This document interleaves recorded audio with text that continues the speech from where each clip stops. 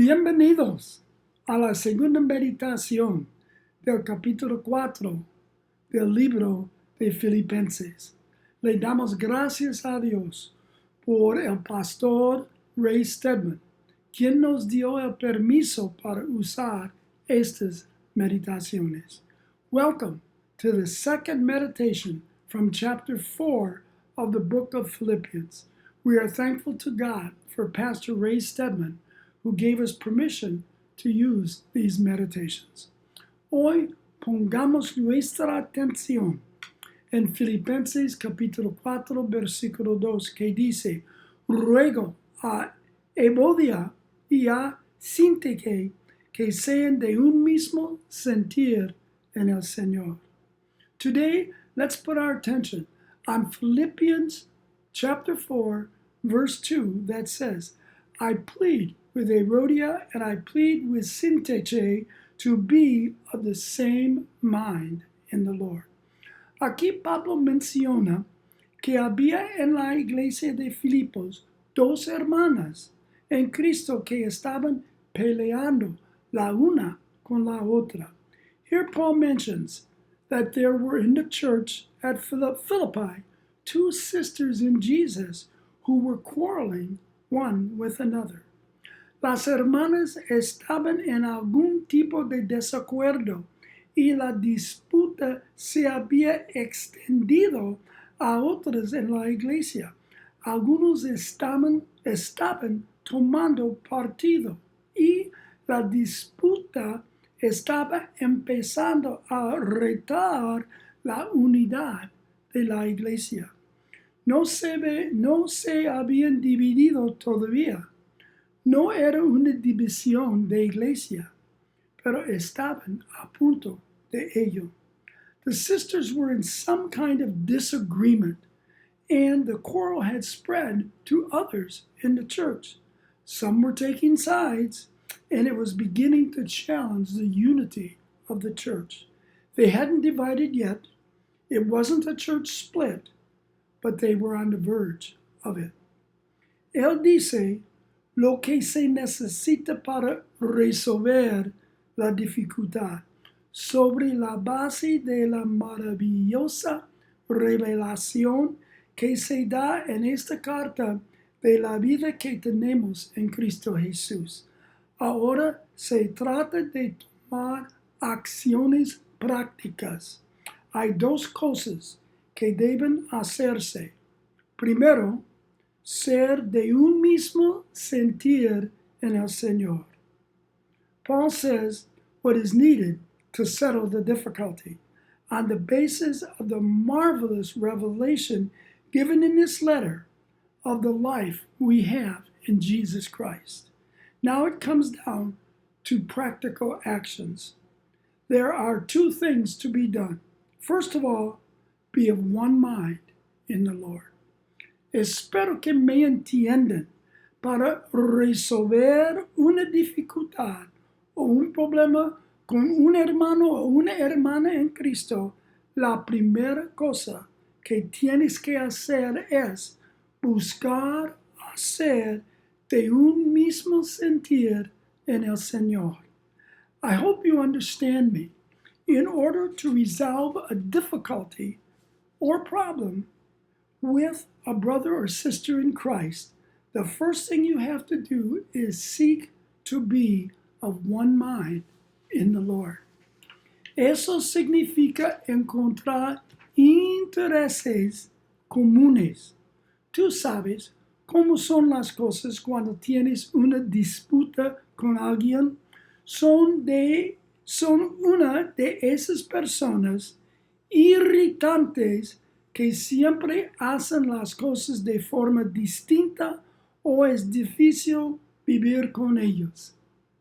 Y nuestra tendencia es decir, oh, no tenemos nada en común con ellos y nos vamos, cada uno por su lado. That means finding common ground. You know how it is when we have a quarrel with someone. They are one of those irritating people who always do things differently and are hard to live with. And our tendency is to say, we have nothing in common with them, and we go our separate ways. Pero el apóstol Pablo dice que esto está absolutamente mal para los cristianos. La separación entre los cristianos en Jesucristo nunca debe permitirse, porque es un error decir que no tiene nada en común. Es un error decir que no tienen nada en común. Los cristianos siempre tienen algo en común en el Señor. Por lo tanto, deben estar de acuerdo y llevarse bien en el Señor. But the apostle here says this is absolutely wrong for Christians. Separations between believers in Jesus Christ must never be permitted, for it is quite wrong to say we have nothing in common. Christians always have something in common in the Lord. Therefore, they are to agree and get together in the Lord. Es imposible saber de qué se trataba esta disputa, pero no es necesario que sepamos. Para cualquier área de desacuerdo, siempre hay grandes áreas de acuerdo en el Señor para los creyentes. It's impossible to know what this quarrel was about, but we don't need to know. For whatever the areas of disagreement, there are always vast areas of agreement in the Lord for believers. El apóstol está animando a estas dos mujeres a juntarse y conversar acerca de las áreas de acuerdo que tengan. Y desde ese acuerdo empiezan a trabajar en los problemas en los que no están de acuerdo. Pronto encontrarán que al empezar desde esa base, las áreas de desacuerdo empiezan a reducir hasta desaparecer y ellos quedan de acuerdo en el Señor. The apostle is urging these two ladies to get together and talk about those areas of agreement that they have. And from that agreement, begin to work on the problems on which they disagree. They will soon find that starting from that basis, the areas of disagreement will begin to shrink, and there is nothing left, and they will be in agreement together in the Lord. La segunda actividad que debemos hacer para resolver el desacuerdo es el tema de esta carta, que es gócense en el Señor. The second activity that we should do to resolve disagreements is the theme of this letter. It is rejoice in the Lord. Esto también es necesario. Para poder estar de acuerdo es necesario encontrar el sitio o lugar donde puedes empezar a gozarte en lo que está ocurriendo. This is also necessary. In order to agree, it is needful to find that place where you can begin to rejoice in what is taking place. En versículo 4 de este mismo capítulo, la Biblia dice, gócense en el Señor. Les digo otra vez, gócense en el Señor. Esta es la marca de la madurez cristiana. Den gracias en todo, porque esta es la voluntad de Dios para ustedes en Cristo Jesús. Les escribe Pablo a los Thessalonicenses. In verse 4 of this same chapter, the Bible says, rejoice in the Lord. And again I say, rejoice in the Lord. This is the mark of spiritual maturity. In everything give thanks, for this is the will of God in Christ Jesus concerning you, Paul writes to the Thessalonians.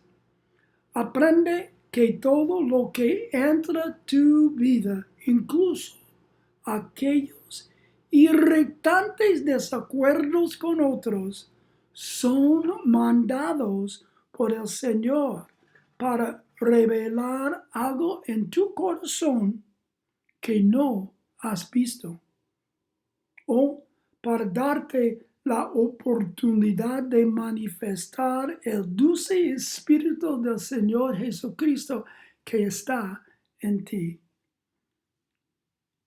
Learn that all that comes into your life, even those irritating disagreements with others, are sent from the Lord, either to reveal something in your own heart that you haven't seen, or to give you the opportunity to manifest the sweet Spirit of the Lord Jesus that is in you. Dos preguntas para aplicar a nuestras vidas esta meditación. Pregunta número 1. ¿Estamos aprendiendo a ver los desacuerdos con otros cristianos como oportunidades para afirmar nuestra unidad espiritual en Cristo? 2 questions to apply this meditation to our lives. Question number 1. Are we learning to see disagreements with other Christians as opportunities to affirm our spiritual unity in Christ? Pregunta número 2. ¿Estamos aprendiendo a ver los desacuerdos con otros cristianos como oportunidades para profundizar nuestro gozo mutuo, siendo compañeros, siervos de Dios? Question number 2.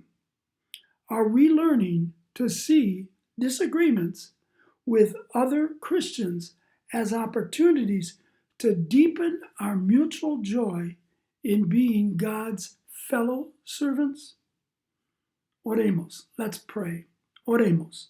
Padre, en los conflictos y los desacuerdos en los que me encuentro con mis hermanos y hermanas en Cristo, enséñame a estar de acuerdo con ellos, juntos en el Señor, y a gozarnos de que mediante estas luchas tú puedes obrar tu buen propósito en cada uno de nosotros. En el nombre de Cristo.